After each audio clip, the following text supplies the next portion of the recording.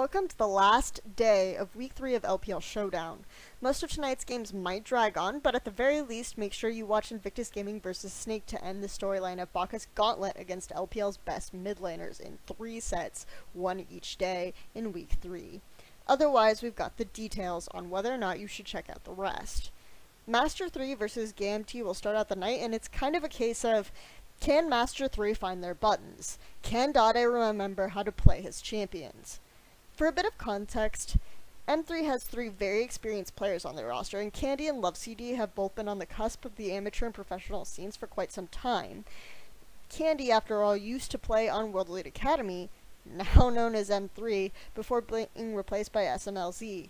When the rebranding occurred, Candy retook his position on the roster.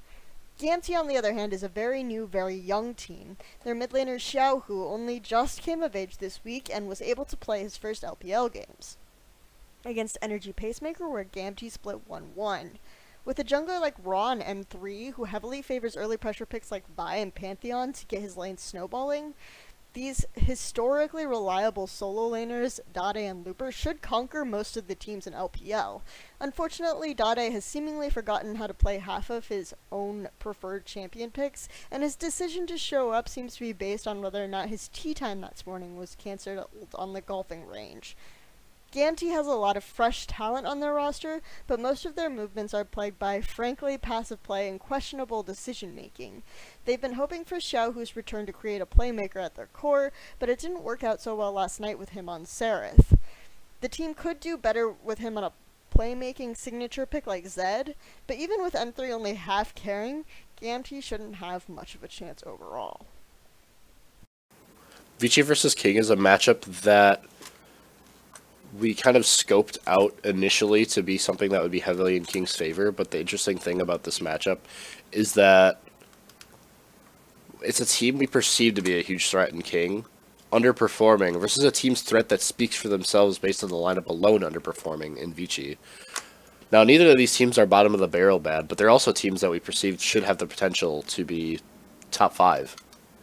And since there's 12 places in China, that's, you know, the upper half, easily.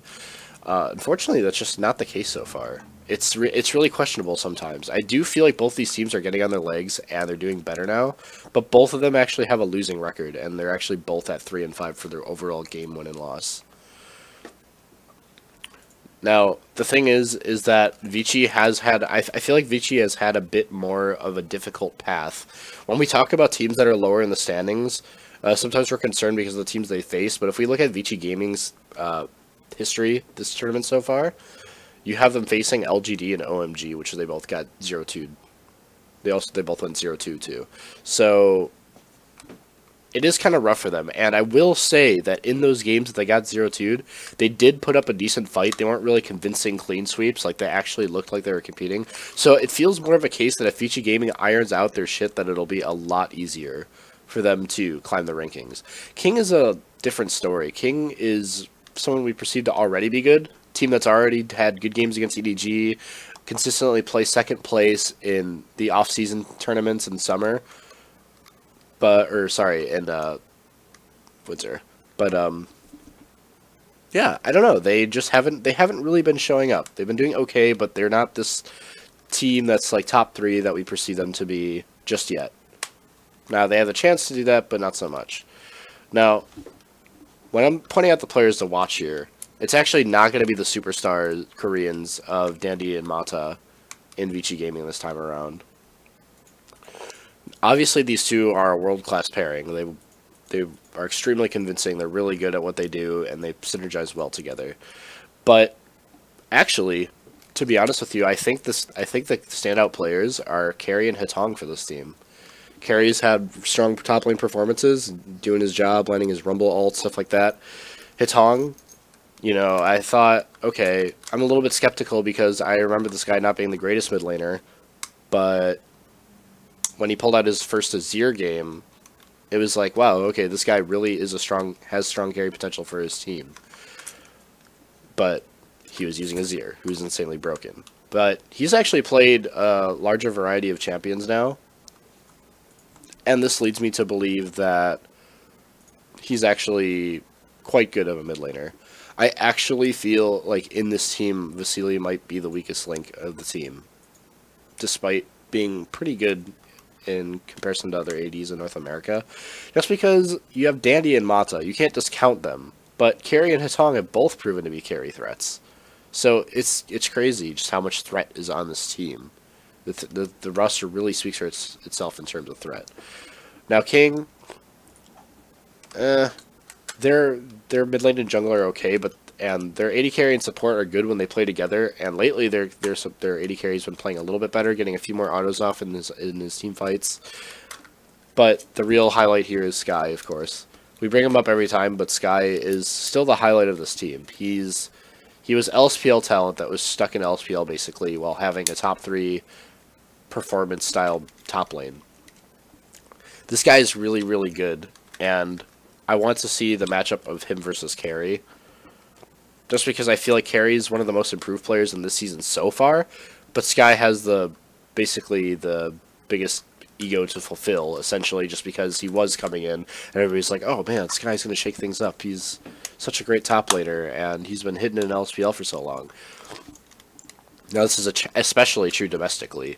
Obviously, there's been some top laners that have come over and shaken things up themselves, but in terms of just straight-up Chinese top laners, he's very, very good. Probably top 2, top 3. Snake versus Invictus Gaming is important in the scheme of finally ranking Snake appropriately. In the rigorous schedule, Snake have already faced the giants of OMG, EDG, and LGD, taking pieces off every major team in booming success for the projected rookies. This match, theoretically, should be a one-sided victory to Snake given the standings at face value, but will act as a measuring point for Snake's consistency, which is really the looming question on their continued success.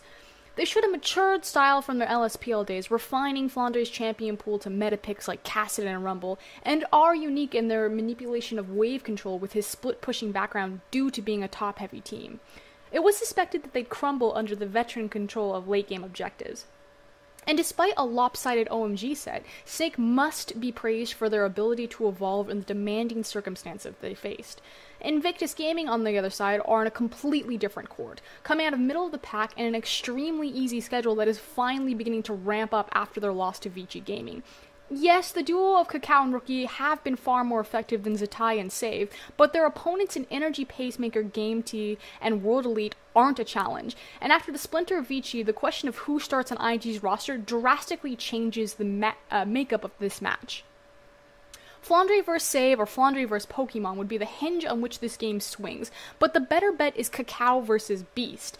Now, Beast has shown a surprising amount of diversity in his warding style in tandem with Snake's support Ella, and it's time to really put them to the test against the creative pathing and aggression of Kakao. If Beast can gather the information needed for Flandre to stomp top and make the plays cross-map, or if Kakao can outmaneuver Snake with the duo of Rookie or Zatai, will surely tell the story of Snake's dominance with teams overlooking them, or actual rising talent. Starhorn Royal Club vs EDG doesn't have the same feel of a Season 4 World Semifinal rematch. But times change, and so do rosters. EDG has moved for Def to take Name's spot on the roster, and guess where he ended up? Starhorn Royal Club. Unfortunately, he's still unable to play for the team, and it'll be up to HYY to continue to hold down the bottom lane with 0. Starhorn has been consistently in the middle of the pack, strong enough to stand over M3 and King, but unable to take games off of OMG and LGD. They've also changed their in-game tone as they seem to play a much safer, but just as structured of a game. Zero and Insect's map movements have been pretty stellar, with Korn and Kola proving to be the real carries in the team. Which brings me to a highlight player in Starhorn Royal Club being HYY. If HYY performs well, then they might be able to overtake EDG this set. HYY's laning phase has been pretty poor, so he's seen himself in more 2v1 situations than not. But I think he has a good chance winning lane versus Deft and Mouse Call Me Crazy, if given the chance. With the rest of his team proving to be pretty consistent, he needs to pick up the slack if Starhorn Royal Club hopes to take the match, or even just a game. Edward Gaming has shown themselves to be a top 3 team in the league, if not simply the best. The blemish on their record versus Snake isn't something to discredit them either. If there was a chance for Starhorn Royal Club to catch EDG sleeping, that would have been the moment. But there it goes. EDG's awake, and though they've been criticized for their weaker laning phase, that'll mean nothing in the eyes of their mid to late game shot calling. Which segues perfectly into Clearlove being the highlight player of EDG. Clearlove's team fighting, shot calling, and objective control will win them this set. It's an surety. Starhorn is outmatched both mechanically and strategically here. 2-0 for EDG.